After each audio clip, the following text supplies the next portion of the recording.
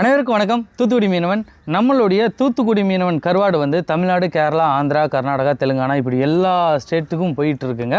நம்மள்ட்ட இப்போ என்னென்ன கருவாடு இருக்குது அப்படின்னு சொல்லிட்டு காமிக்கேன். நம்மள்ட்ட உள்ள கருவாடை பொறுத்தளவு பார்த்தீங்கன்னா சீசனுக்கு ஏற்ற கருவாடு மட்டும் தான் நம்மள்ட்ட வரும். மற்றபடி வேறு எந்த கருவாடுமே வராது. நான் இப்போ என்னென்ன கருவாடு இருக்குது அப்படிங்கிற காமிக்கேன். இந்த கருவாடு எல்லாமே உங்களுக்கு வேணும் அப்படின்னு நீங்கள் நினச்சிங்கன்னா கீழே தர்ற வாட்ஸ்அப் நம்பர்லேருந்து மெசேஜ் பண்ணுங்கள்.